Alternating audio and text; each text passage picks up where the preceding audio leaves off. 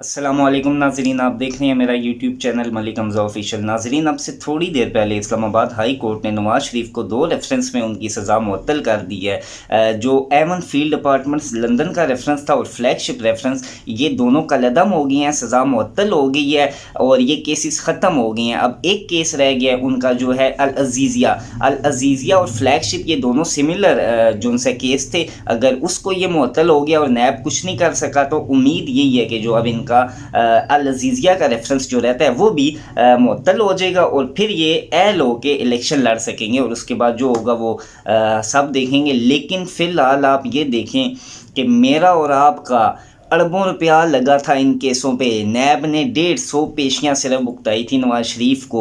मैं और आप इमेजिन भी नहीं कर सकते, इस पाकिस्तानी कौम का 22 करोड़ अवाम का अरबों रुपया लगा है नवाज शरीफ को सज़ा दिलवाने में इन तीनों केसों में।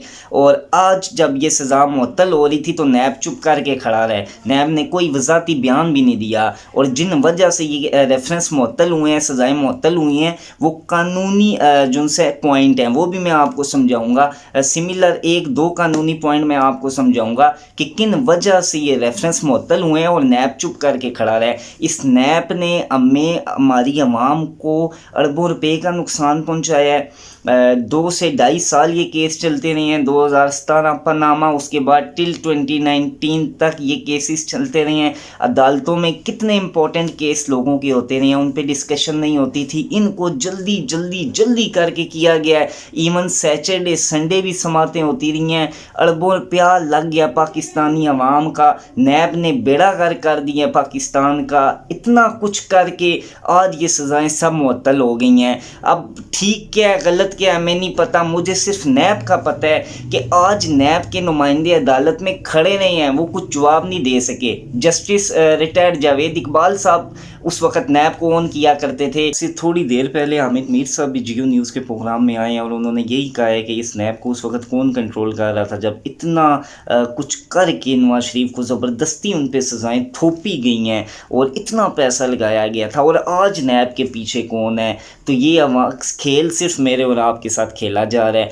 सिर्फ अवाम का बेड़ा गर्क हो रहा है और किसी का कुछ नहीं हो रहा। जिन्होंने नवाज शरीफ को एक दिन भी जेल में अंदर रख लिया वो भी कामयाब हो गए हैं। आज नवाज शरीफ सज़ा से मुअत्तल हो गए हैं, ये भी कामयाब हो गए हैं। नुकसान सिर्फ मेरा और आपका हो रहा है और बिलखसूस हमारे मुल्क की नौजवान नस्ल का हो रहा है। हमें कोई यूथ लोन कोई कुछ आज तक नहीं मिला, ये सब ड्रामा है। लेकिन अगर इन केसेस के पैसे, यानी मेरे ख्याल से मतलब 15 से 20 अरब रुपया जो इन केसेस में लगा है, अगर यही नौजवानों में तकसीम कर दिया जाता, कुछ बनाया जाता नौजवानों के लिए, तो शायद कितनी बेहतरी होती।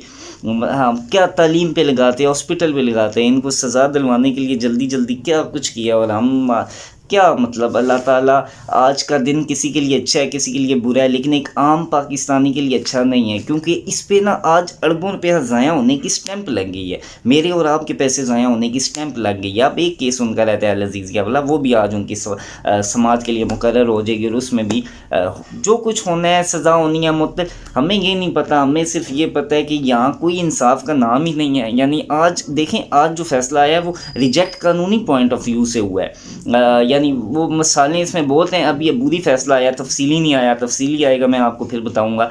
लेकिन मतलब ये कानून किस तरफ है? यहाँ कोई कानून ही नहीं चाह रहा।